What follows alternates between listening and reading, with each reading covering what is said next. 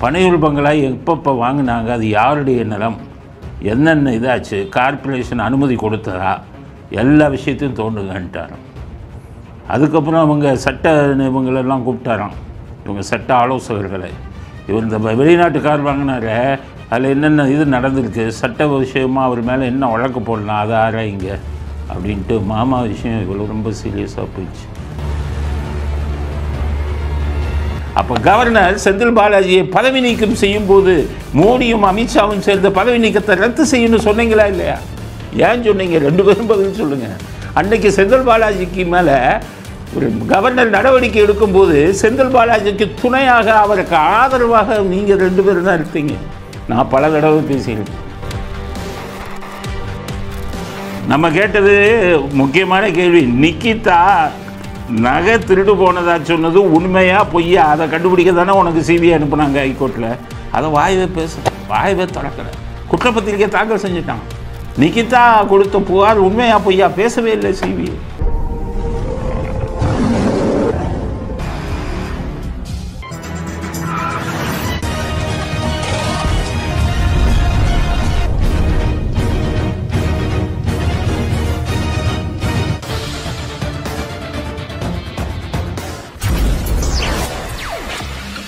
வணக்கம்.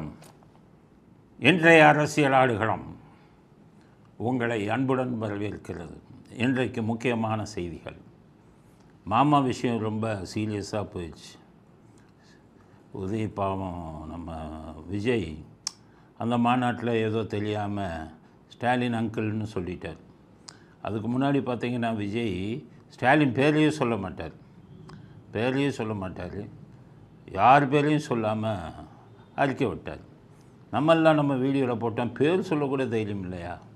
பேர் சொல்லுங்கப்பா, நீங்கள் எதிர்கட்சிகள் பேர் சொல்லாமல் என்ன அரசியல் பண்ணுறீங்க, பயமாக இருக்கா ஸ்டாலின் ஏதாச்சும் பண்ணுவாருன்னு அப்படின்லாம் கிண்டல் அடித்தோம். உடனே அதில் கூட இவர் ஒன்று சொன்னார் விஜய், அதுக்கு பதிலாக தேவைப்படும் போது பேசுவேன் அப்படின்னு ஒரு வீடியோவில் ஒரு ஷார்ட்டில் சொல்லியிருந்தார். என்ன எல்லாம் நக்கல் அடிக்கிறாங்க, நையாண்டி பண்ணுறாங்க அப்படின்னு சொல்லி அவரை நமக்கு நிறைய கிண்டல் பண்ணோம். அப்போ சொன்னார். ஆனால் இப்போ ஸ்டாலின் பேர் சொல்லுங்கன்னா பேர் சொல்கிறதோடு நிறுத்தியிருக்காமல் ஸ்டாலின் அங்கிள்ன்ட்டார். அது தப்புன்னு நம்ம ஒன்றும் சொல்லலை, கிண்டல் தான் அடித்தோம். இப்போ அவர் அப்பான்னு கூப்பிடுங்கிறாரு, நீங்கள் அங்கிள்னு கூப்பிட்றீங்களே அப்படின்னா அது கிண்டலாக தான் பேசணும். அங்கிள்னு பேசுனது தப்புன்னு சொல்லலை. ஆனால் அது பெரிய பூதாகரமாகி போச்சு, பிரச்சனை எல்லை மீறி போயிடுச்சு. ஸ்டாலின் வெகுண்டு எழுந்து விட்டாராம். அங்கே வந்த செய்திகள் என்ன சொல்லுதுன்னா, ஸ்டாலின்கிட்ட போய் சொல்லியிருக்காங்க, சார் உங்களை மாமாங்கிறாரு சார், அங்கிள்ங்கிறாரு. அவர் சபரீசனும் கோவிச்சிட்டார், நான் ஒரு ஆள் தான் உங்களை மாமான்னு கூப்பிட்றேன், விஜய் வந்து உங்களை மாமான்னு எப்படி கூப்பிடலாம் அப்படின்னு அவர் வேறு கோவிச்சிட்டார். சாதாரண விஷயம்.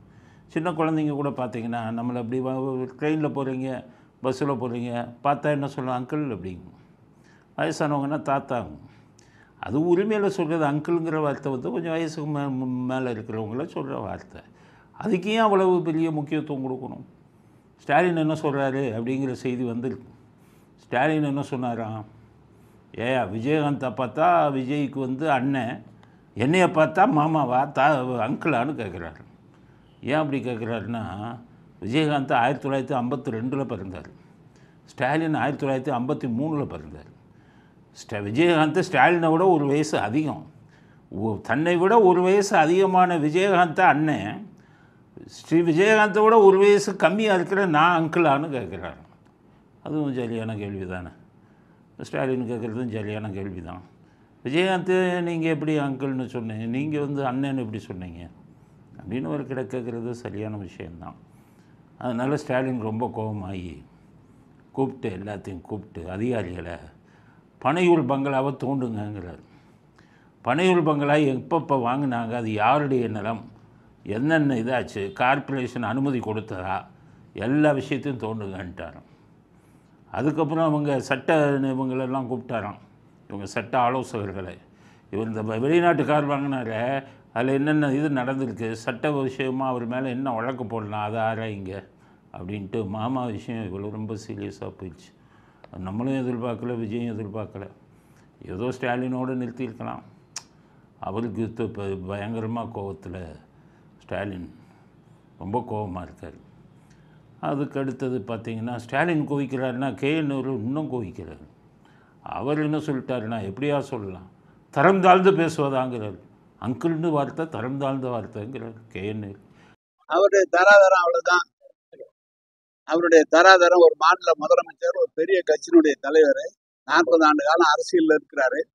நேற்று அரசியலுக்கு வந்துட்டு அவர் அது மாதிரி சொல்றதுதான் தரந்தார்ந்து விமர்சனம் செய்கிறாரு. மக்கள் நல்ல பதில் சொல்லுவாங்க. அதுக்கு நாங்களும் தேர்தலில் இருக்கு நல்ல பதில் சொல்லுவோம். அதுலலாம் ஒன்றும் மாற்றம் இல்லை. கேஎன்ஆர் நேரடியாக இருக்கும்போது பேசுகிற வார்த்தைகள்லாம் சொன்னோம்னா எல்லாம் காதை புத்திக்கணும். அவ்வளவு அநாகரிகமாக பேசுவார். போடா வாடான்னு தான் பேசுவார். கட்சிக்காரனா போம்பார் வாம்பார். வாயில் வராத கெட்ட வார்த்தையே இல்லை.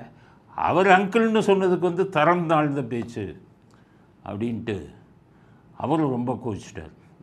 திமுக உடன்பிறப்புகள்லாம் விஜய் மேலே ரொம்ப கோபமாக இருக்காங்க. ஆக அங்கிள்ங்கிற வார்த்தை இவ்வளவு பெருசாக ஒன்றும் நினைக்கல. ஆனால் எல்லாத்தையோட கோபம் அங்கிள்னு ஸ்டாலினை கூப்பிட்டதுக்கு திமுககாரவங்களை விட அதிகம் கோவப்படுறாரு நம்ம அண்ணாமலை. அவருடைய திமுக பாசம் நாங்கள் பல தடவை சொல்லியிருக்கோம். திமுக அவருக்கு ரொம்ப பாசம். ஈவேரா இந்த நாட்டுக்காக எவ்வளவோ செய்திருக்கிறான்னு சொன்னார். அன்னைக்கே புள்ளி வச்சுட்டோம் அவரை. அப்போவே திமுக பிஜேபி தலைவராக இருக்கும்போதே நாங்கள் புள்ளி வச்சுட்டோம். அதுக்கப்புறம் நான் இப்போ கருணாநிதி சமாதியை போய் தொட்டு கும்பிட்டார். கலைஞர் அவர்கள்னாரு. அப்போ 2வது 3வது புள்ளி வச்சுட்டோம் அவரை. அது ஏன்னா அவர் திமுக ஆளு அப்படின்ட்டு. அதுக்கப்புறம் நிறைய ஆதாரங்கள் அவர் திமுகவோட இருந்த தொடர்பு ஆதாரங்கள் எல்லாம் அமித்ஷாவுக்கும் போச்சு, பிரைம் மினிஸ்டருக்கும் போச்சு. அதுக்கப்புறம் நடவடிக்கைகள் எடுக்கப்பட்டன. இப்போ வந்து அவர் தனியாக இருக்கிறார், ஒதுங்கி இருக்கிறார். ஆனால் திமுக பாசத்தை காட்டுறாரு. திமுக பாசத்தை காட்டிட்டாரே எங்களுக்கு எதிரி நீங்கள்லாம். என்ன சொல்கிறாரு, வார்த்தைகளை அளந்து பேச வேண்டாமாங்கிறாரு அங்கிள்னு சொன்னது. இன்றைக்கி சொல்கிறாரு ஸ்டாலின் மாமாங்கிறாரு. அது வந்து ஒரு முதலமைச்சர் இருக்கிறாங்க. எனக்கு முதலமைச்சர் மேலே 1008 கருத்து வேறுபாடுகள் இருக்குது. சரிங்களா? நீங்கள் மேடையில் பேசும் பொழுது முதலமைச்சரை மாமா அப்படிங்கிறீங்க. இது சினிமாவில் கேட்கறதுக்கு நல்லா இருக்குங்கண்ணே. 2 பேர் விசில் அடிப்பாங்க, 2 பேர் கை தட்டுவாங்க. யாரோ திமுக அமைச்சர் வந்து விஜய் அவரை பார்த்து பூமர்னு சொன்னால் எப்படி இருக்கும்? ஏங்க நீங்கள் பூமர் மாதிரி பேசுகிறீங்க, 51 வயசில் பூமர் மாதிரி பேசுகிறீங்க, நீங்கள் பேசுகிறதுக்கும் கீழே இருக்கிறதுக்கும் சம்மந்தம் இல்லைன்னா விஜய் அவர்கள் மனசு கஷ்டப்படுமா கஷ்டப்படாதான்? ஏன்னா அதே வார்த்தையை நாம் பயன்படுத்துவதற்கு எவ்வளோ நேரம்? 2 நிமிஷம் போதும். ஆனால் சில வார்த்தைகளை சில இடத்துல பயன்படுத்துவதற்கு முன்பு மக்கள் பக்குவத்தை எதிர்பார்க்குறாங்க. பக்குவம் இல்லாமல் எப்படி முதலமைச்சராக தமிழக மக்கள் ஏற்றுக்கொள்வார்? அண்ணாமலை சொல்கிறார், வார்த்தையை நீ அளந்து பேச வேணாமா, அங்கிள்னு சொல்லக்கூடாதுங்கிறார். இடையில என்ன சொல்கிறார், எடப்பாடினாலே பிடிக்காது, எடப்பாடியோட கூட்டணியை சேரக்கூடாதுன்னாரு. அப்போ போன எம்பி எலெக்ஷனில் தோற்றதுக்கு காரணமே அதுதான். 2 பேரும் பிரிஞ்சாங்க. இப்போ என்ன சொல்கிறாரு, எடப்பாடியை முதல்வராக்குவது என்டிஏ கூட்டணியின் தொண்டர்கள் ஒவ்வொரு கடமைங்கிறார். மாற்றி மாற்றி பேசுகிறார். இன்று நம்முடைய எதிர்க்கட்சி தலைவராக இருக்கக்கூடிய அண்ணன் எடப்பாடி பழனிசாமி அவர்களை ஆட்சியில் அமர வைக்க வேண்டிய பொறுப்பு தேசிய ஜனநாயக கூட்டணியினுடைய ஒரு தொண்டனுக்கும் இருக்கு. அதே மாதிரி இன்னைக்கு ஸ்டாலின் இதில் வந்து ஸ்டாலின் குதித்ததை விட அதிகம் குதிச்சுட்டார் அண்ணாமலை. அதனால் இவங்க என்ன பண்ணுறாங்க, நம்ம ஒரு பிரேமலதா அண்ணன்னு கூப்பிட்டார்ல சிவர கேப்டன் விஜயகாந்தை சொல்லிட்டார்ல. ஸ்டாலினை விட மூத்த விஜயகாந்தை எனது அண்ணன் அப்படின்னு சொன்னார்ல, அது பிரேமலதான்னு சொல்கிறாங்க. அவருக்கு அண்ணன்னு சொல்லிட்டாரு கேப்டன். அதனால் அவருக்கு வந்து தம்பி, இப்போ விஜய் அவருக்கு தம்பினா எனக்கும் தம்பிங்கிறார். அங்கேயும் முறை இடிக்குது. இப்போ சொல்லியிருக்காரு அண்ணன்னு. இப்போ நம்ம வந்து அதை பற்றி நம்ம பரிசீலிக்கலாம். சரிங்களா? அதனால் இன்னைக்கு வந்து அவர் அண்ணன்னு சொல்கிறப்போ நான் வந்து அவரை வந்து தம்பியாக நினைக்கிறேன். விஜயகாந்துக்கு விஜய் தம்பினா உங்களுக்கு கொழுந்தனாரில் வரணும். நீங்கள் என்னடானா விஜயகாந்துக்கு தம்பின்னு எனக்கும் தம்பின்னு உங்களுக்கும் முறை தெரியலன்னு தான் சொல்லணும். இதில் ஏதோ அங்கிள்னு சொல்லிட்டாருன்னாச்சும் கோவிக்கிறாங்க. ஏதோ வயசை அதிகமாக்கி காட்டி கோச்சிட்டாங்கன்னு நினைக்கிறாங்க. ஆனால் அரசியல் இதெல்லாம் நடந்தது தான். கருணாநிதி இருக்கும்போது சிதம்பரம் அப்போ தான் சின்ன வயசு, சிவகங்கையில் நின்னார். கருணாநிதி சிதம்பரத்தை எப்படி கூப்பிடுவார்னா சின்ன பையன் சிதம்பரம்னு கூப்பிடுவார். அடைமொழி சின்ன பையன் சிதம்பரம் அப்படிம்பார். அது மாதிரி அரசியலில் இதெல்லாம் சகஜம், அடைமொழி கொடுக்குறது. அங்கிள்ங்கிறது அவ்வளோ ஒன்றும் பெரிய கெட்ட வார்த்தையாக எங்களுக்கு தெரியல. சரி, அங்கிளை விட்டால் இன்னொருத்தர் மோடியை மிஸ்டர் பிரைம் மினிஸ்டர்னு சொல்லிட்டாராம் விஜய். அதுக்கு கோவிக்கிறார், குதிச்சு சொல்கிறார். யாருன்னா நம்ம சரத்குமார் தான். அவருக்கு பாவம் ஏதோ பதவி கிடைக்கணும்னு போனார். ஒரு பதவியும் கிடைக்கல, படு கோவத்தில் இருந்தார். சரி, பதவி கிடைக்கிறதுக்கு இந்த மாதிரி இப்போ மோடி அவர்களுக்கு கொஞ்சம் ஜாடாச்சு பார்ப்போம், ஏதாச்சும் பதவி கொடுக்குறாங்களான்னு அப்படின்ட்டு மிஸ்டர் பிரைம் மினிஸ்டர்னு எப்படி சொன்னீங்கன்னு கேட்குறாரு. அவர் ஒரு பக்கம், மிஸ்டர் பிரைம் மினிஸ்டர் நல்ல வார்த்தையாச்சே, மிஸ்டர் பிரைம் மினிஸ்டர். வெளிநாடுகள்லாம் மோடி போகிறாரு, அங்கே மிஸ்டர் பிரைம் மினிஸ்டர் ஆஃப் இந்தியான்னு தான் பேசுவாங்க. மிஸ்டர் பிரைம் மினிஸ்டர்னால் மரியாதையான வார்த்தை. அதில் நம்ம கெட்ட வார்த்தையாக பேசிட்டாரு. அதில் ஒரு அவங்க குதிக்கிறாங்க. இப்போ அது தாமரையுடன் தண்ணீர் ஒட்டாதுன்னதுக்கு கூட அண்ணாமலை குதிக்கலை, அங்கிள் ஸ்டாலின்னதுக்கு தான் ரொம்ப குதிச்சிருக்கார். அவர் தாமரை இலையை பற்றி சொன்னதை பற்றி பிஜேபிக்காரங்க யாருமே காதில் போட்டுக்கலை. அதனால் இது நிறையா பிரச்சனை ஆகி அங்கிள் விஷயம் இந்த அளவுக்கு கொண்டு போய் விடும்னு யாருமே நினைக்கல. விஜயை பயந்து போயிருக்காராம், அடுத்த நடவடிக்கை என்ன இருக்கும்னு. இதுக்கிடையில் மாநாடுக்கு வந்த சேரை பூரா உடைச்சு போட்டாங்க, அவ்வளோ பேர்.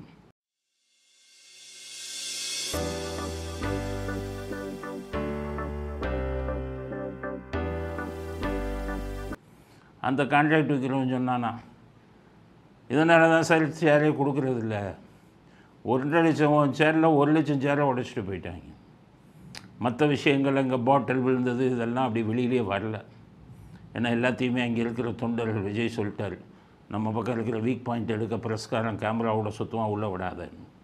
அதில் இந்த முக்தார்னு ஒருத்தர், ஒரு யூடியூபர், அவர் போயிருக்கார் முகமுடி அணிஞ்சு. கொரோனா தான் முடிஞ்சு போச்சு, அப்போ யாரும் மாஸ்க் அணிங்கிறது இல்லை, முகமுடி அணிஞ்சு வீடியோ எடுத்துகிட்டு இப்போ குழாயில் தண்ணி வரலைன்னா அதை வீடியோ எடுத்துருக்காரு. எது எதுக்கு இது நடக்குதோ, சின்ன சின்ன தப்பு நடக்குதோ அதை மட்டும் வீடியோ எடுத்துருக்காரு. இப்படி பிடிச்சிட்டாங்க. விஜய் ரசிகர்கள்லாம் பிடிச்சி அவரை கொண்டு போய் வெளியில் போயான்னு விரட்டி விட்டுருக்காங்க. முக்தார் வெளியேறு, யூடியூபர் முக்தார் வெளியேறு, டிவிக்கு எதிராக பேச முக்தார் வெளியேறு, வெளியேறு முக்தார், யூடியூபர் முக்தார் வெளியேறு, டிவிக்கு அகைன்ஸ்டா பேச முக்தார் வெளியேறு. பத்திரிக்கைக்காரன் போடுறவங்க நல்லதையும் எடுங்க கெட்டதையும் எடுங்க. இப்போ அதில் கெட்டதை மட்டும் எடுத்தீங்கன்னா என்ன அர்த்தம்? அப்புறம் உதவி தானே செய்வாங்க. பத்திரிக்கைக்காரன் என்ன வானத்திலிருந்து குதித்தவங்களா? நல்லதையும் காமிங்க. இப்போ நாங்கள் நேற்று காமிச்சோம், விஜய்க்கு வந்த கூட்டத்தை காமிச்சோம், பாருங்கள் இவ்வளோ கூட்டம் வந்திருக்கு, காசு கொடுக்காமல் வந்திருக்குன்னு சொன்னோம். அதே சமயத்தில் அங்கிள்னு சொன்னார், சிங்க கதைலாம் சொன்னாருன்னா ஒரு கிண்டலும் அடித்தோம். அப்படி இருக்கணும். விமர்சனங்கிறது வெறும் கெட்ட விஷயங்களை மட்டும் காட்டக்கூடாதுல்ல, அவங்க பக்கம் இருக்கிற நல்ல விஷயத்தையும் காட்டணும்ல. முக்தாரை வெளியில் கொண்டாந்து முகமுடியோடு போனவரை துரத்து விட்டாங்க. அது இந்த வீடியோவில் பாருங்கள், அசிங்கப்பட்டு அவர் வர்றார். ஆக இந்த மாதிரி விஜய் மீட்டிங்கில் பல விஷயம், விஜய் மாநாட்டில் பல விஷயம் நடந்து போச்சு. அதில் சில 2-3 இதில் இது பண்ணவங்க மாநாட்டில் கலந்துக்கிட்டு இருக்கிற பெண்கள் சொல்கிறாங்களாம், விஜய் அவரை தான் சிங்கம்னாரு, எங்களையும் ஏன் சிங்கம்னு சொன்னார். ஆனால் விஜய் பேசியிருக்காரு, சிங்க பெண்கள் அப்படின்ட்டார். பெண்களை எப்போவுமே மான் மான் அப்படின்னா பெண்களுக்கு உதாரணமாக சொல்லுவாங்க. மான் போன்றவர்கள் பெண்கள், பசு போன்றவர்கள் பெண்கள், அமைதிக்கு இலக்கணமாக தான் சொல்லுவாங்க. இவர் பிகில் படத்தில் சிங்கப்பெண்ணேன்னு பாட்டு போட்டதுனால அங்கே இந்த கூட்டத்துக்கு வந்தவங்களுக்கெல்லாம் என் சிங்க பெண்களேன்ட்டார். அதில் ஒரு சில பேர் வருத்தப்பட்டு சொன்னாங்களாம், நாங்கள் என்ன ஆம்பளைங்களா, எங்களை போய் சிங்க பெண்கள்னு தலைவர் சொல்கிறாரு. அதனால் மாநாடுன்னு வந்தால் பேசுகிறது எல்லாம் குற்றம்னு தான் வரும். அதனால் அங்கிள் கூட தப்புன்னு எங்களுக்கு தோணலை. ஏன் அவ்வளோ குதிக்கிறீங்கன்னு தெரியல. அது ஸ்டாலின் சொன்னது வேணா ஏற்றுக்கலாம். என்னை விட ஒரு வயசு மூத்த விஜயகாந்தை போய் அண்ணங்கிறாரு, அவரை விட ஒரு வயசு இளையான என்னையை போய் அங்கிள்ங்கிறாருன்னு அவர் சொன்னது கொஞ்சம் சரியான விஷயந்தான். அதே மாதிரி சபரீசன், நான் ஒரு ஆள் தான் அவரை மாமானு கூப்பிடுவேன், இந்த ஆள் யார் மாமானு கூப்பிடுன்னு அவரும் கேட்குறாரு, அதுவும் சரிதான். அதனால் விஜய் ஒரு அங்கிள் விஷயத்தில் நிறைய பிரச்சனைகளில் மாட்டிக்கிட்டார். இனிமேலாவது கொஞ்சம் பார்த்து பேச கற்றுக்கங்க. நல்லதை பேசினாலும் அரசியலில் கெட்டது தான் வரும். மாற்றி பேச நீங்கள் போடுறதையே மாற்றி போடுவான். ரெண்டுமே கொஞ்சம் பார்த்து பேசுங்க. கொஞ்சம் பனையூரில் பார்த்து இருங்க. பனையூர் பில்டிங் கதையெல்லாம் தோண்டிக்கிட்டு இருக்காங்க, கார்பரேஷன் எல்லாம் தோண்டிக்கிட்டு இருக்காங்க. திடீர்னு வீட்டுக்கு சீல் வச்சாலும் வைப்பாங்க. எல்லாத்துக்கும் பார்த்து விஜய் இனிமேல் வரக்கூடிய எதிர்ப்புகளுக்கு பேச ஆரம்பித்து விட்டார். இனிமேல் பல எதிர்ப்புகள் வரும், அதை தாங்குவதற்கு தயாராக இருக்க வேண்டும். ஏன்னா நீங்கள் வேட்டை இருந்தால் தான் வெளியில் வருவீங்க, மற்ற நேரம்லாம் உள்ளே தான் இருப்பீங்க. இருந்தாலும் இந்த வேட்டைக்கு வரும்போதெல்லாம் கொஞ்சம் ஜாக்கிரதையாக இருங்க அப்படிங்கிறத விஜய்க்கு இந்த மாநாடு விஷயத்தில், அது நடந்த விஷயத்தில் இதுதான் லேட்டஸ்ட்டு விஷயம் அப்படிங்கிறத முதல் கருத்தாக பதிவு செய்ய விரும்புகிறேன். அடுத்தது அமித்ஷா தமிழ்நாட்டுக்கு வந்திருக்கார், நெல்லை மாவட்டம் அங்கே போயிருக்கார். எதுக்கு போயிருக்காருன்னா பூத் கமிட்டியெல்லாம் சரியாக அமைச்சிருக்காங்களான்னு பார்க்க போகிறார். பிஜேபி பெரிய கட்சி, இந்த பிஜேபியுடைய மத்திய பிஜேபி அகில இந்திய பிஜேபி தலைவர் இந்த நேட்டாவை போட்டு அவர் பதவிக்காலம் எப்போவும் முடிஞ்சு போச்சு. அதுக்கு ஆளே போடலை. இவ்வளோ பெரிய கட்சியில் ஒரு தலைவர் பதவிக்கு ஆள் போடலை. பூத் கமிட்டியெல்லாம் யார் வந்து பார்க்கணும்? அது கட்சி சம்மந்தப்பட்ட விஷயம். உள்துறை அமைச்சராக வந்து பார்க்கணும். அதுக்கு ஒரு தலைவரை போட்டு அவங்க தான் வந்து பார்க்கணும். தலைவர் இல்லைன்னா செயலாளர் வந்து பார்க்கணும். அதை விட்டுட்டு அமித்ஷா பூத் கமிட்டி அமைக்கிறதுக்கெல்லாம் வந்து பார்த்துக்கிட்டு இருந்தால் அப்போ உள்துறை வேலையை யார் பார்க்குறது? உள்துறை அமைச்சர் வேலையெல்லாம் ஒழுங்காக பார்க்குறீங்களான்னு தெரியல. பூத் கமிட்டிக்கு வந்துட்டார்.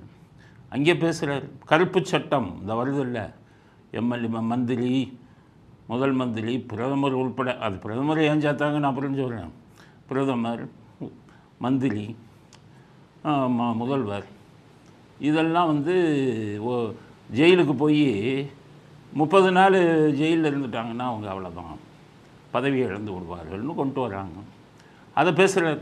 அது கருப்பு சட்டம் தேவை அப்படின்னு சொல்லிட்டு என்ன பண்ணுறாரு, ஸ்டாலினுக்கு அதை பற்றி பேச உரிமை இல்லை. ஏன்னு கேட்டிங்கன்னா அவரே கருப்பு நடவடிக்கைகளில் ஈடுபடுகிறார். கருப்பு நடவடிக்கையில் ஈடுபட்டால் கைது பண்ண வேண்டியது தானே. நீங்கள் தானே காப்பாற்றி விடுறீங்க உங்களெல்லாம். எல்லாத்தையுமே கனிமொழி வந்து சொன்னால் அமித்ஷா உடனே மாறிடுறீங்களே.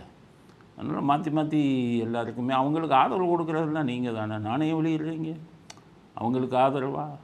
சன்னுக்கு எஃப்எம் அப்படின்னு சொல்லி இது இருந்தது, அது லைசன்ஸ் போயிடுச்சு. அப்போ பார்த்தீங்கன்னா லைசன்ஸ் போனதோடு அவங்க ரேடியோ இது போயிடணும்னு பார்த்தா அப்போ ஜெய்ட்லி அப்படிங்கிற மினிஸ்டர் அவர் தான் உதவி செஞ்சார் மாறனுக்கு, சன் டிவி இதுக்கு. அதுக்கப்புறம் அந்த இந்த இது பிஎஸ்என்எல் லைன் கொடுக்குறதுல கலாநிதி மாறன், தயாநிதி மாறன் 2 பேரும் அக்யூஸ்டு. அப்போ சட்ட நிபுணர்கள் என்ன சொன்னாங்க, சன் டிவியும் இதில் சேர்றங்கன்னாங்க. அப்போ அது தண்டனை கிடைத்தால் சன் டிவி மூட வேண்டியது வரும். இன்றைக்கி வர பாஜக சன் டிவியை சேர்க்காமல் அவங்களுக்கு ஆதரவாக நிலையெடுத்துக்கிட்டு இருக்காங்க.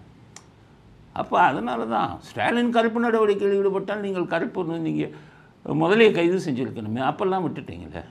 மோடி என்ன சொல்கிறாரு, இந்த சட்டம் அவசியம் ரைட்டு. ஒரு அரசாங்க ஊழியர் 24 மணி நேரம் ஜெயிலுக்கு போனால் பதவி போயிடுது இல்லை, பதவி போகாது, சஸ்பெண்ட் பண்ணுவாங்க. அது மாதிரி அரசியல்வாதிகளுக்கும் வர வேண்டும் அப்படிங்கிறது கரெக்டு தான்.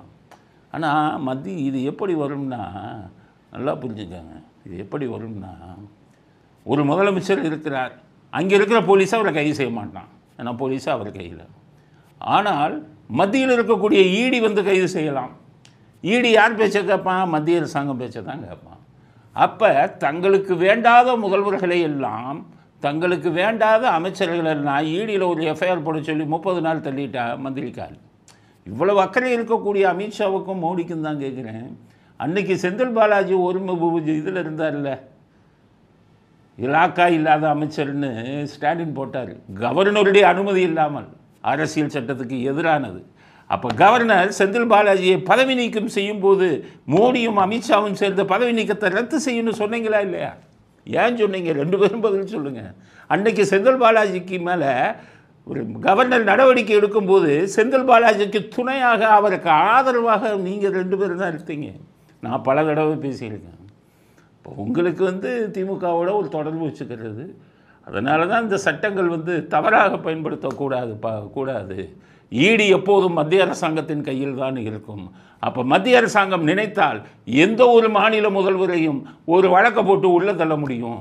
அப்படின்னு அவங்க பதவி இழந்து விட்டால் பழிவாங்கும் நடவடிக்கைக்கு இது வந்து துணையாக நிற்கும். இப்போ சொல்கிறேன், இந்த சட்டத்தை சுப்ரீம் கோர்ட்டில் போட்டாங்கன்னா சுப்ரீம் கோர்ட் இந்த சட்டத்தை உடைத்து விடும். சட்டப்படி இந்த இது செல்லாதுன்னு தான் சொல்லுவாங்க. ஏன்னு கேட்டிங்கன்னா, நம்ம இந்தியாவில் பழிவாங்கும் நடவடிக்கை ஒரு கட்சி இன்னொரு கட்சியை மாட்டி விடுறதுக்கா நிறைய வாய்ப்புகள் இருக்குது. அதனால தான் நாங்களே இந்த சட்டத்தை எதிர்க்கிறோம், கருப்பு சட்டத்தை. அதில் ஏன் வந்து பிரதமரையும் சேர்த்துக்கிட்டாங்க தெரியுமா? பிரதமரை ஈடிவே அரெஸ்ட் பண்ணுவானா? அவங்க தானே ஆளுங்கட்சி, அது பேருக்கு சேர்த்துக்கிறாங்க. ஆனால் முதலமைச்சர் இவங்கெல்லாம் பாதிக்கப்படுவார்கள். இன்றைக்கி இருக்கக்கூடிய ஸ்டாலினை வச்சுக்கிட்டு நம்ம இந்த சட்டத்தை பேசவே கூடாது. ஸ்டாலின் இருப்பார், நாளைக்கு போயிடுவார். வருங்காலத்தில் இந்த சட்டம் அதே மாதிரி இன்றைக்கி இருக்கிற மோடி வச்சுட்டு பேச முடியாது. வேறு ஒரு சர்வாதிகாரம் நிறைந்தவங்க வந்து அந்த சட்டத்தை தவறாக பயன்படுத்தலாம். இது மாநில அரசுகளை பழிவாங்கக்கூடிய மத்திய அரசு பழிவாங்கக்கூடிய ஒரு நிலைமையை கொண்டு வந்துவிடும். அதனால் தான் இந்த சட்டப்படி நாம் எதிர்த்து பேசுகிறோம். ஸ்டாலினை நினைத்தோ மோடியை நினைத்தோ பேசவில்லை அப்படிங்கிறது பூத் கமிட்டியில் அவர் பேசியிருக்கார். இந்த சட்டத்தை பற்றி அமித்ஷா ரொம்ப வேகமாக பேசுவார். கனிமொழி போய் பேசுனா ஆஃப் ஆயிடுவார். கனிமொழி பேசினா தூத்துக்குடியில் அப்படியே வேறு ஆளுக்கு கொடுத்துருவார். கனிமொழி போய் பேசுனா நடவடிக்கை எல்லாம் போயிடும். இப்படித்தான் நடந்து கொண்டிருக்கிறது. பிஜேபியை நம்ப நாங்கள் தயாராக இல்லை. நீங்கள் எப்போதும் திமுகவின் பி டீம் என்பதற்கு எங்களிடம் பல ஆதாரம் இருக்கிறது. ஜி ஸ்கொயரில் ரைடு அடிப்பாங்க. ஸ்டாலின் போய் நிர்மலா சீதாராமன் ஏர்போர்ட்டில் பார்ப்பாரு, மறுநாளே ரைடை நிறுத்திடுவீங்க. உங்களை நாங்கள் ஆதரித்து பேசணும். நீங்கள் பி டீம் இல்லைன்னு நாங்கள் பேசணுமா? நீங்கள் பி டீம் என்பதற்கு என்னிடம் அவ்வளவு ஆதாரம் இருக்குது. முதல்ல ஒழுங்காக திமுக மேலே நடவடிக்கை எடுக்க பாருங்கள். 30,000 கோடி 2 வருஷத்தில் சம்பாதிச்சுட்டானுங்கன்னு கட்சி மந்திரியே சொல்கிறாங்க. என்ன நடவடிக்கை எடுத்தீங்க திமுக மேலே? பாஜகவுக்கு தான் கேட்குறேன். என்ன நடவடிக்கை எடுத்தீங்க? கருப்பு சட்டம் வர்றதுக்கு முன்னாடி நீங்கள் நடவடிக்கை எடுத்துருக்கலாம்ல. இப்போ 1000 கோடி டாஸ்மாக்கு ஸ்டே வாங்கிட்டாங்க, வழக்கை விசாரிக்கக்கூடாதுன்னு. ஸ்டேயை வெக்கேட் பண்ண சொல்லி இன்றைக்கி வர பெட்டிஷன் போட்டீங்களா? சுப்ரீம் கோர்ட்டில் கேட்குறேன். ஸ்டே எக்ஸ்டெண்ட் பண்ணிக்கிட்டே இருக்கான். நீங்கள் போய் இல்லை இதில் இவ்வளவு ஆதாரம் இருக்குது, நாங்கள் விசாரணையில் இவ்வளவு எடுத்தோம்னு சொல்லி அந்த ஸ்டேயை வெக்கேட் பண்ணுறதுக்கு இன்று வரை பிஜேபி அரசாங்கம் எந்த நடவடிக்கையும் எடுக்கவில்லை. அதனால் நீங்கள் உங்களை நீங்கள் எப்போவுமே திமுகவுக்கு வெளியில் திமுகவை திட்டுவீர்கள், பின்புறத்தில் திமுகவுக்கு வேண்டிய அத்தனை உதவிகளையும் செய்து கொண்டிருப்பீர்கள். அதனால தான் மோடிக்கும் அமித்ஷாவுக்கும் இதை செய்தியாக சொல்ல விரும்புகிறோம். திமுக மேலே நடவடிக்கை எடுங்க, எடுத்துகிட்டு பேசுங்க. ஸ்டாலினை பிடிங்க, உதயநிதியை பிடிங்க, சபரீசனை பிடிங்க. அவங்ககிட்ட இல்லாத கொள்ளையடிக்காத பணமாக உலகமெங்கும் பணத்தை முதலீடு வச்சுருக்காங்க. அரசாங்கத்தில் இருந்துக்கிட்டு முதலீடை ஈர்க்கிறோம் சொல்லி இவங்க கம்பெனிலேயே முதலீடு பண்ண வச்சுருக்காங்க. அண்ணாமலை டிஎம்கே ஃபைல்ஸ்னு கொடுத்தாரு. அவருக்கு அண்ணாமலைக்கு கொடுத்ததே இடி தான். அவள் கையில் வச்சுக்கிட்டு என்னத்தை இதுக்கு கிழிச்சுக்கிட்டு இருக்கீங்க? இடிக்கு தான் கேட்குறேன். நடவடிக்கை எடுங்கள். அதனால் சும்மா மேடைகளில் மட்டும் பேசாதீர்கள்ங்கிறத அமித்ஷாவுக்கு மோடிக்கும் செய்தியாக தெரிவிக்க விரும்புகிறோம். அடுத்தது தமிழ்நாட்டில் ஸ்டாலின், உதயநிதி, அப்போ ஒரு சபரீசன் இவங்க மட்டும் லஞ்சம் வாங்குறாங்கன்னு பேசணும். அடுத்து மந்திரி பூரா கொள்ளையடிக்கிறாங்க. KN நேரு, பெரியசாமி, ஏவா வேலு எல்லாம் பொன்முடி, செந்தில் பாலாஜி எல்லாம் கொள்ளையடிச்சிட்டு குமிச்சுக்கிட்டு இருக்காங்க அப்படின்னு பேசணும். ஆனால் நம்ம ஒரு புதுசாக பேசணும். அப்போவே எதிர்கட்சிகளும் பக்கா ஃப்ராடு பண்ணுறான்னு பேசணும். திமுக கூட்டணி இருக்கிற அத்தனை எதிர்கட்சியும் பணம் வாங்குறாயான்னு சொன்னோம். அதில் இந்த கம்யூனிஸ்டுக்காரங்களை தான் நம்ம அடித்தோம் க்ளீனாக. ஏன்னா இவன் உண்டியல் கொடுக்குற பயப்பா அவங்க எப்போவுமே என்ன கேட்பான், தேர்தலில் நிற்க போகிறோம், எனக்கு உண்டியலில் பணம் போடுங்கன்னு டிராஃபிக்கில் போய் அந்த சிக்னலில் நின்னா நிற்பான் கம்யூனிஸ்ட்காரன். ஒரு காலத்தில் அந்தளவுக்கு கொள்கை பிடிப்போடு இருப்பான். அந்த கொள்கை பிடிப்போடு இருந்த அதே கம்யூனிஸ்டுகளுக்கு 75 கோடி கொடுத்தேன்னு ஸ்டாலின் கணக்கு கொடுத்தாரு தேர்தல் கமிஷனில். அதை பிடிச்சி நான் பல தடவை பேசியிருக்கேன். கம்யூனிஸ்ட்காரன் நீயே கெட்டு போயிட்ட, இனிமேல் கொள்கையை பற்றி வேதாந்தத்தை பற்றி பேசாத. ஜோதி பாசு எல்லாம் முதலமைச்சராக இருந்து விலகி போகும்போது ஒரே ஒரு பொட்டி எடுத்துகிட்டு போனார். 4 சட்டை 4 வேஷ்டி வச்சு பைஜாமா வச்சுருந்தார். அப்படி இருந்த கம்யூனிஸ்டாயா திமுக கேவலமாக வெக்கம் இல்லாமல் போய் 25 கோடி வாங்கினீங்கன்னு சொன்னோம் பல தடவை. இதில் வலது கம்யூனிஸ்டை சேர்ந்த முத்தரசன் இன்னும் ஒரு அறிக்கை விட்டிருக்கார் வீடியோ. அவர் என்ன சொல்கிறாரு, நாங்கள் வாங்கினது உண்மை தாங்கிறார். லஞ்சம் வாங்கினது இது பண்ணல. அந்த சென்ஸ் ஆஃப் ரெக்ரெட், அந்த மனசாட்சி உறுத்துமே சுத்தமாக இல்லை. சொல்கிறேன், நான் வாங்கினோம்ப்பா. எப்படி வாங்கினோம்? இருட்டில் போய் வாங்கலை, ஒளிஞ்சிருந்து வாங்கலை, எங்கள் அக்கௌண்ட்டில் போட்டாங்க. யார்? திமுக. நாங்கள் மட்டுமா வாங்கினோம்? இடது மினிஸ்டர் வாங்கினா. அவர் சொல்கிறார், இடது மினிஸ்டரும் வாங்கினாம்ப்பா, பேங்க்கில் தான் போட்டாங்க. நாங்கள் வலது மினிஸ்டரும் வாங்கினோம், விடுதலை சிறுத்தை வாங்கினோம் அப்படிங்கிறார். மதிமுக வாங்கினான், அதுக்கடுத்தது முஸ்லீம் லீக்கும் வாங்கினான். இந்த வீடியோ பாருங்க. திராவிட முன்னேற்ற கழகம் தேர்தலுக்கு பணம் கொடுத்தது. கையில் கொடுக்கவில்லை, நடுராத்திரியில் கொடுக்கவில்லை, திரைமறைவில் கொடுக்கவில்லை. திமுகவின் வங்கி கணக்கில் இருந்து இந்திய கம்யூனிஸ்ட் கட்சியின் வங்கி கணக்குக்கு பணம் அனுப்பப்பட்டது. மார்க்சிஸ்ட் கட்சிக்கு அனுப்பப்பட்டது, விடுதலை சிறுத்தைகளுக்கு அனுப்பப்பட்டது, மதிமுகவுக்கு அனுப்பப்பட்டது. இந்திய யூனியன் முஸ்லீம் லீக்கு அனுப்பப்பட்டது பகிரங்கமான கணக்கு. ஸோ அந்த வீடியோவில் எல்லா எதிர்கட்சியும் பணம் வாங்குறது சொல்லிட்டாங்க. நான் எதுக்கு பணம் வாங்குறேன்? நீ நிற்கிற தொகுதியில் செலவு பண்ணுறதுக்குன்னா நீ தான் செலவு பண்ணணும். அங்கே போய் பணம் வாங்குவியா? அங்கே போய் பணம் வாங்குறியே. இதில் பேங்க்கில் வாங்கினேன்னு சொன்னீங்கல்ல, பிளாக் லெவலில் வாங்கினீங்க சொல்லுங்கள் முத்தரசன். பிளாக் லெவலில் வாங்கினீங்க, ஒயிட் லெவலில் வாங்கினீங்க. உங்கள் அரசியல் கட்சியை தெரியாது. வாங்கிக்கிட்டு ஒவ்வொரு ஆள் டிவி வச்சுக்கிறது. ஆளுங்கட்சி கொள்ளையடிக்கிற பணத்தில் பங்கு போடுறீங்கன்னு தானே சொல்லுவோம். அதனால் பேங்க்கில் வாங்கியிருந்தாலும் குற்றம்தான். எதற்காக வாங்கினீங்க இது சொல்லணும்ல. அரசியல் கட்சிகள் டொனேஷன் வாங்கலாம், பப்ளிக்கிட்டேருந்து வாங்கலாம், வெளியாள்கிட்டேருந்து வாங்கலாம். இன்னொரு அரசியல் கட்சிகிட்டேருந்து நீ வாங்கினா அது லஞ்சம் தான், டொனேஷன் கிடையாது. அதனால் வெக்கம் இல்லாமல் தாங்கள் லஞ்சம் வாங்கினதை இவ்வளோ ஓப்பனாக திமுகவில் இருக்கிற அத்தனை கூட்டணி கட்சிகள் பேசுகிறாங்கங்கிறது கேவலத்திலும் கேவலம். மற்ற கட்சியில் இல்லையான்னு கேட்பேன். மற்ற கட்சியிலையும் இருக்கா, பிஜேபியிலையும் இருக்கா, அதிமுகவிலையும் இருக்குது. 2 கூட்டணிக்குமே பணம் கொடுக்குறாங்க. அதுவும் தப்பு தான். அதனால் அரசியல்வாதி திருந்துங்கப்பா. அதுதான் ஏதோ எலெக்ஷனில் நிற்கிறதுக்கு உங்களுக்கு பணம் தேவைப்படுது. அந்த கொஞ்சம் பணத்தை ஏதாச்சும் ஒரு வெளியில் டொனேஷன் அப்படி இப்படின்னு வாங்கிக்கோங்க. அதுக்காக ஒவ்வொருத்தனும் 50 கோடி 100 கோடி பிளாக்கில் 50 ஒயிட்டில் 50 இது மாதிரியெல்லாம் வாங்கிக்கிட்டு ஓட்டு போடுற மக்களை முட்டாளாக்காதீங்க அப்படிங்கிறது தான் முத்தரசன் இந்த வீடியோவில் பேசுனதுக்கு நம்முடைய பதில். அடுத்தது அஜித்குமார் வழக்கு நம்ம நினச்ச மாதிரி ஊற்றி மூடிட்டாங்க. சிபிஐக்காரன் ஊற்றி மூடிட்டான். நம்ம கேட்டது என்ன, ஹைகோர்ட்டே சொல்லிச்சு விசாரி. நம்ம கேட்டது என்ன, நீ அதெல்லாம் தூக்கி போடுப்பா. அஜித்குமாரை அடித்தாங்க செத்தாருங்கிறது எல்லாருக்கும் தெரியும். ஆதாரம் இருக்குது, கண்ணால் பார்த்தவன்லாம் சொல்லிட்டான். அதுக்காக உனக்கு சிபிஐக்கு கொடுத்தது அதுக்காக கொடுக்கல. அதுக்கு தான் 5-6 பேரை கைது பண்ணிட்டான், போலீஸ்காரனை போட்டான். நீ திருப்பி அஜித்குமாரை அடித்தது உண்மை, அஜித்குமாரை அடித்து கொண்டது உண்மை. இதே அவன்கிட்ட கேட்டோம். நாங்கள் கேட்டது 2 தான். நம்ம கேட்டது முக்கியமான கேள்வி, நிக்கிதா நகை திருடு போனதா சொன்னது உண்மையா பொய்யா, அதை கண்டுபிடிக்க தானே உனக்கு சிபிஐ அனுப்புனாங்க ஹைகோர்ட்டில். அதை வாயவே பேசலை, வாயவே திறக்கலை. குற்றப்பத்திரிக்கை தாக்கல் செஞ்சுட்டான். நிக்கிதா கொடுத்த புகார் உண்மையா பொய்யா பேசவே இல்லை சிபிஐ. 2வது என்ன கேட்டோம், அவர் அஜித்குமார் அடித்தாங்களே காவல்துறை 5-6 பேர், அவனுக்கு மேலேருந்து ஒரு கமாண்டு கொடுத்தது யார்? எந்த அதிகாரி மேலேருந்து உதச்சி இது பண்ணான்னு சொன்னது யார்? அதுதான் கேட்டோம். அந்த அதிகாரிக்கு அரசியல் ரீதியாக அழுத்தம் வந்தது, அந்த அரசியல்வாதி யார்? இதைத்தானேயா கேட்டார். 2க்கு இந்த இதை விசாரிக்கத்தானே ஓன்ட்ட கொடுத்தான் சிபிஐ. திரும்பி அஜித்குமார் அடிபட்டது உண்மை, இவங்க உண்மைன்னு இதை இது பண்ணுறதுக்கு நாக்க வலிக்கிறது அந்த ரிப்போர்ட் வச்சுக்கிட்டு. இப்போ சொல்கிறாங்க இது நிக்கிதா நகை திருடு வழக்க தனியாக விசாரிக்க போகிறவங்க. அவன் விசாரித்து எத்தனை வருஷம் ஆகும் சிபிஐட்ட. ஆக ஊற்றி மூடிட்டாங்க அஜித்குமாரில். அதாவது புகார் உண்மையாக பொய்யாங்கிறத விட்டுட்டாங்க. அது இந்த அஜித்குமாரை அடித்ததற்கு பின்னணியில் யார் யார் இருந்தால் அதை பூரா விட்டுட்டாங்க. அந்த சார் வழக்கில் மந்திரியை விட்டது மாதிரி இங்கேயும் கோட்டை விட்டு விட்டார்கள் அப்படிங்கிறது இப்படி தான் போய்கிட்டு இருக்குது நம்முடைய விசாரணை அமைப்புக்கெல்லாம் அப்படிங்கிறது அடுத்த வருத்தமான செய்தி. அடுத்தது ரித்தன்யா பாவம். அந்த பெண்ணை கைது செய்யும்போதே சொன்னேன், பையனோட அம்மாவும் அப்பா வந்து காங்கிரஸில் பெரிய ஆள். காங்கிரஸ் தலைவருக்கார செல்வ பெருந்தகை அப்போவே ஆதரவாக பேசுகிறார். அப்போவே முடிவு பண்ணிட்டோம், சரி இது அரசியல் உள்ளே வந்துருச்சு, அந்த பெண்ணுக்கு நீதி, அந்த பெண்ணின் சாவுக்கு நீதி கிடைக்காதுன்னு சொல்லிட்டோம். அப்போவே பணம் வச்சுருக்கான், அரசியல்வாதிக்கு செல்வாக்கு இருக்குது, தப்பித்து விடுவாருன்னு. கரெக்டாக பார்த்தீங்கன்னா இன்றைக்கி பெயில் கொடுத்துட்டாங்க 3 பேர்த்துக்கும்.